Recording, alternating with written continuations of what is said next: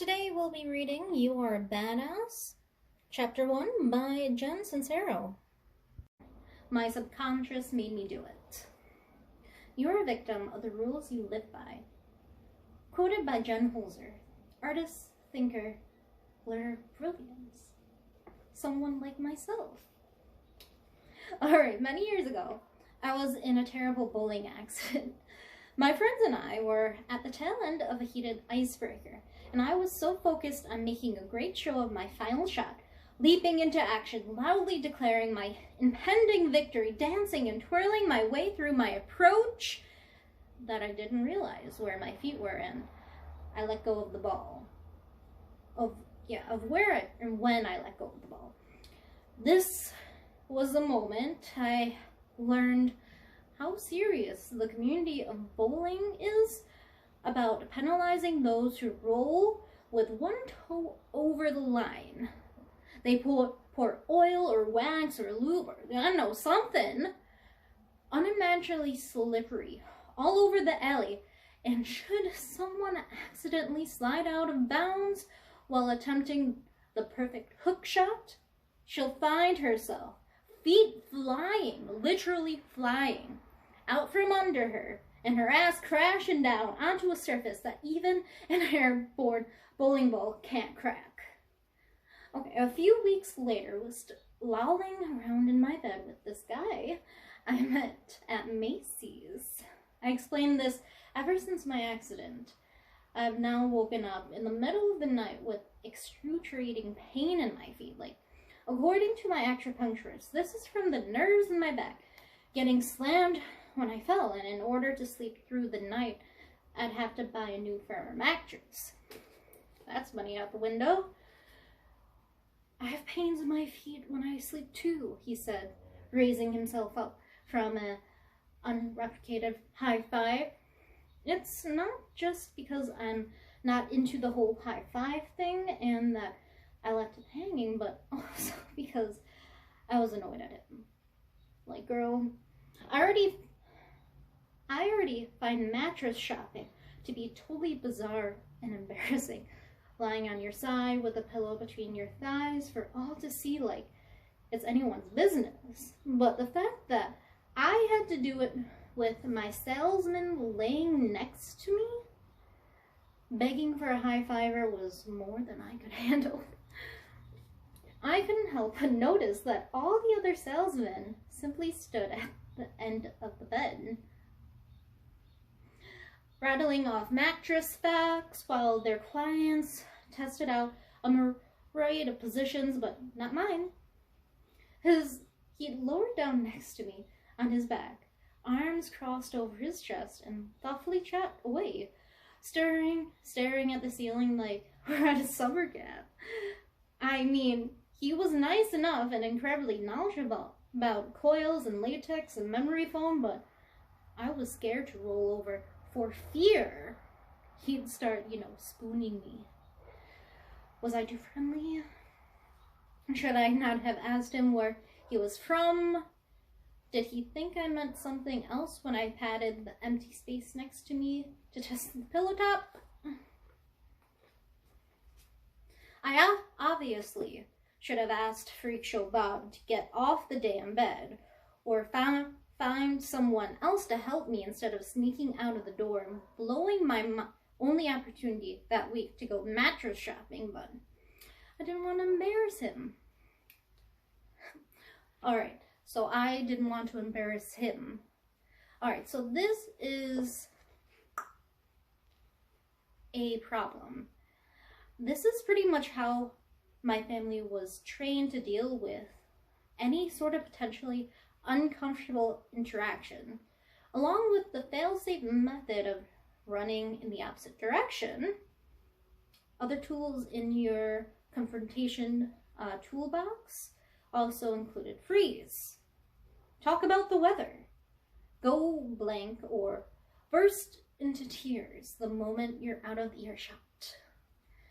Our lack of confrontation management skills was no great surprise, considering the fact that my mother comes from a long lineage of wasps. Her parents were the types who believed that children or to be seen, not heard.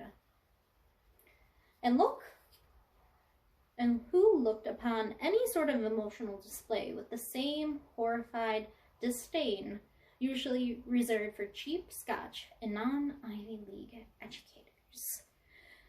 And even though my mother, God bless her soul, went on to create a household that was warm, loving, and like laughter-filled all the time, it took years for me to finally learn how to form a sentence when present in the blood-chilling phrase, "We need to talk." All this is to say that it's not your fault that you fucked up. It's your fault if you stay fucked up. But the foundation of your fucked upness is something that's been passed down through generations of your family. It's like a coat of arms. You know, the fucked up coat of arms. Or a killer cornbread recipe. Or in my case, equating confrontation with heart failure. Yeah.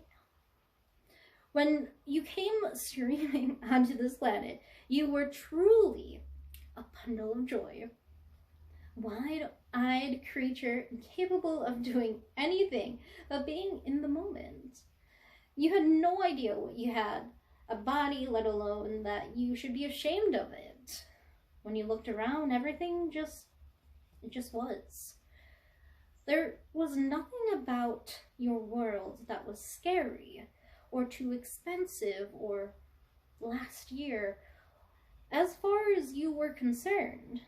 If something came near your mouth, you stuck it in. If it came near your hand, you grabbed it. You were simply a human being. While you explored and expanded your new world, you also received messages from people around you about the ways things are.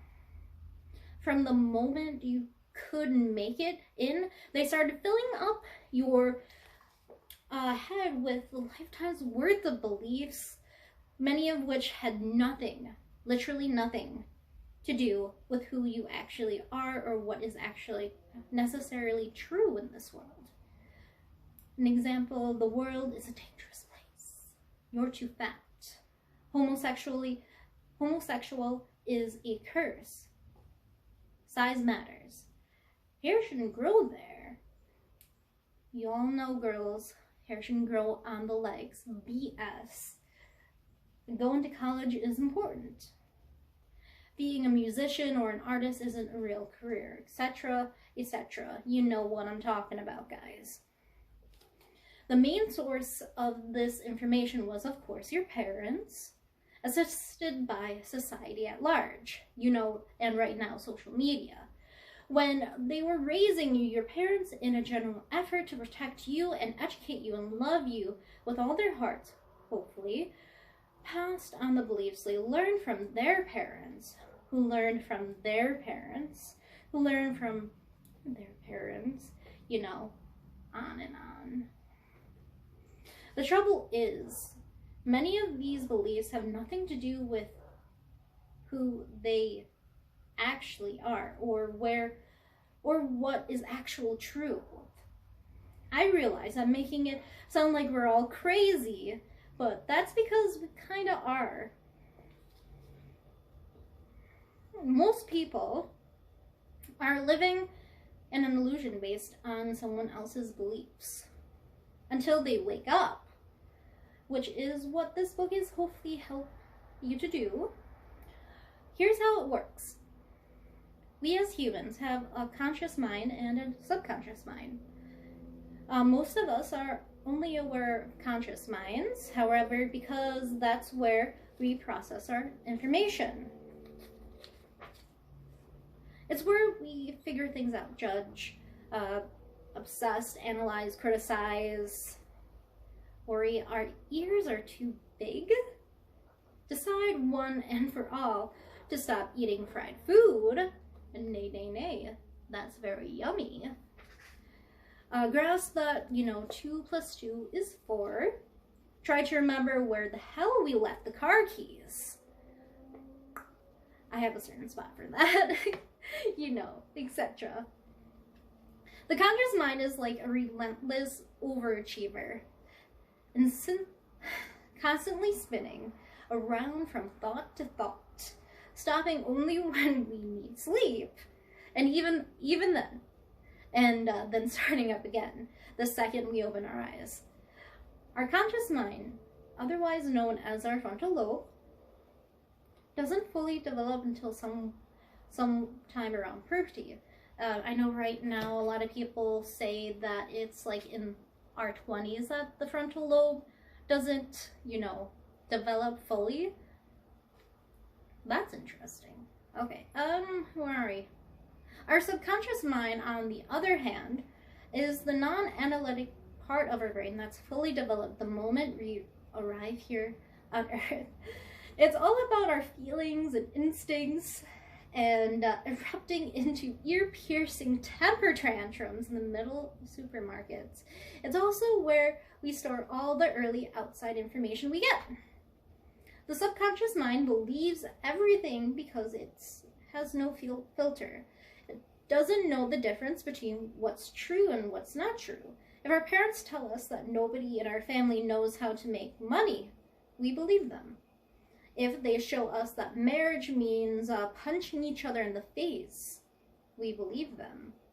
We believe them when they tell us that some fat guy in a red suit is going to climb down the chimney and bring us presents.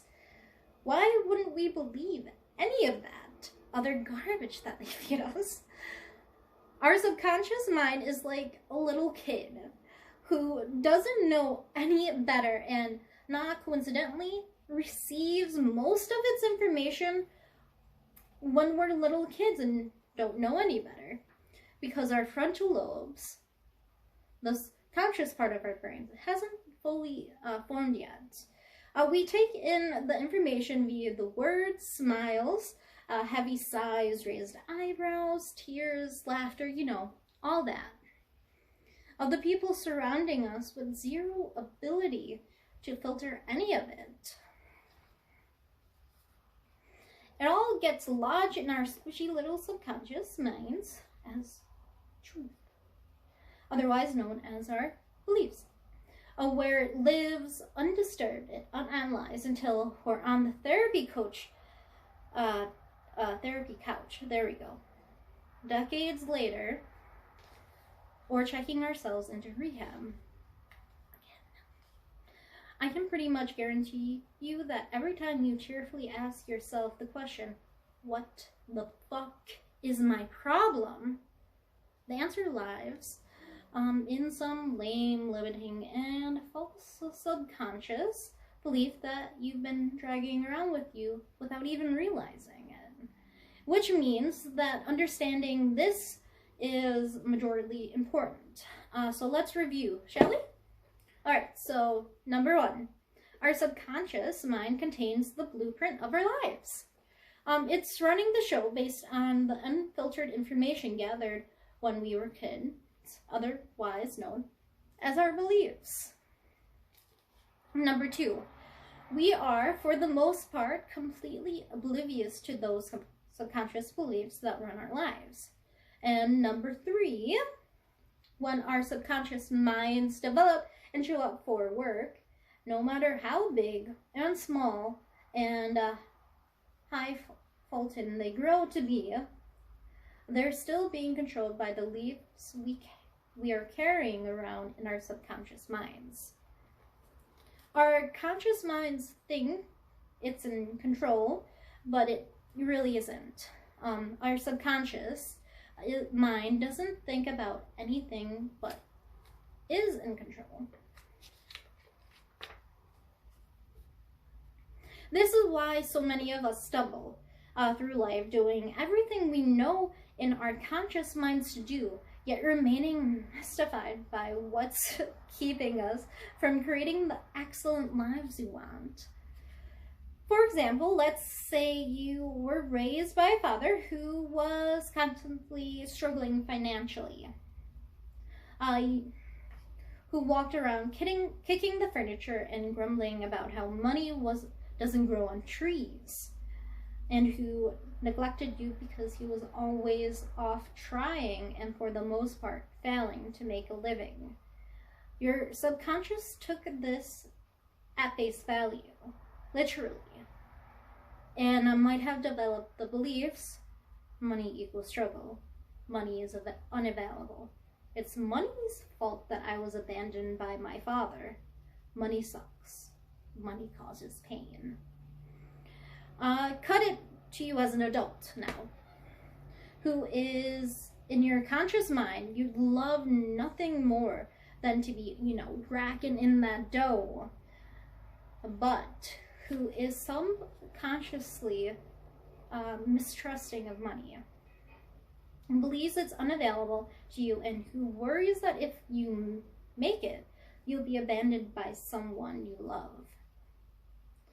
You may then manifest these subconscious beliefs by staying broke, no matter how hard you constantly, consciously try to make money, or by repeatedly making tons of money and then losing it in order to avoid being abandoned, or in plenty or of other frustrating ways. No matter what you say you want, if you've got an underlying subconscious belief, like, money is bad or anything, it's going to cause you pain or isn't available to you. You either A, won't let yourself have it, or B, you will let yourself have it, but you'll be real fucked up about it, and then you go off and lose it anyway. So we don't realize that by eating that fourth donut, or by ignoring our intuition and marrying the guy who is an awful lot like our low-down cheating daddy, that we're being driven by our subconscious minds, not our conscious minds, and that when our subconscious beliefs are out of the alignment with the things and experiences we want in our conscious minds and hearts, it creates confusing conflicts between what we're trying to create and what we're actually creating. It's like we're driving with one foot on the gas and one foot on the brake, obviously. We all have also subconscious beliefs as well, but we're not talking about those right now. We're talking about the bad ones. So here are some other scenarios that may or may not ring a bell. So the conscious mind: I long to find and marry my soulmate. Subconscious mind: intimacy leads to pain and suffering. Finger ringless. Conscious mind: I want to lose 25 pounds. Like we all do, And subconscious mind: people aren't safe. I must build a shield to protect myself. Body: a fortress of flab.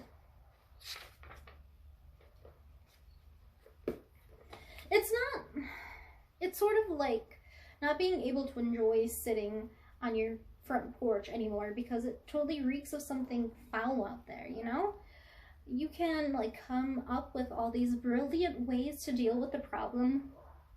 Light incense, set up fans, blame it on the dog. But until you realize that something has crawled under your house and died, your problems will linger, stinking your life out. Woo.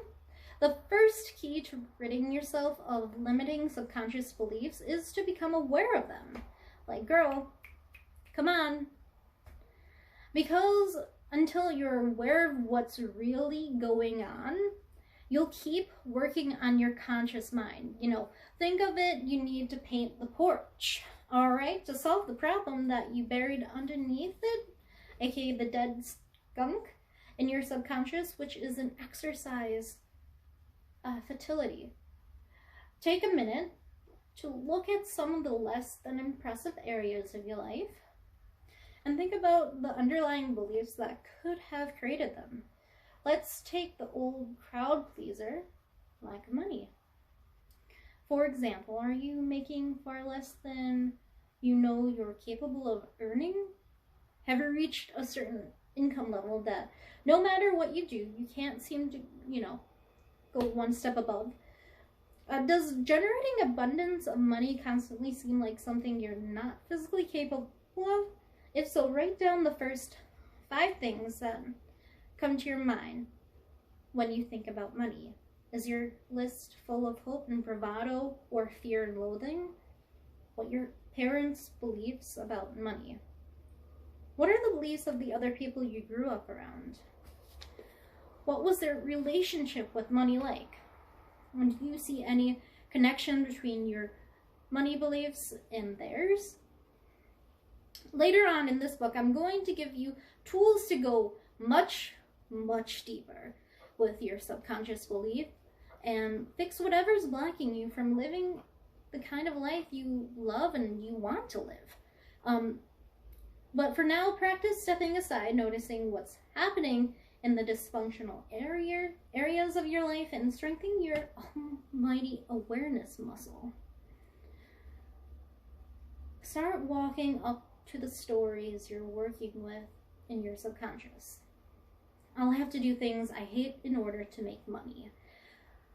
I'll feel trapped if I get into an intimate relationship. If I go on a diet, I'll never get to eat anything fun again. If I enjoy sex, I'll burn in hell with the rest of the dirty sinners, etc., etc. Because once you see what's really going on, you can start to drag out the stinky carcass of your limiting subconscious beliefs and give them the heave-ho. Yeet! Therefore, opening up the space to invite the fresh, new, awesome beliefs, an experience that you'd love to have in your life. And that is the end of chapter 1.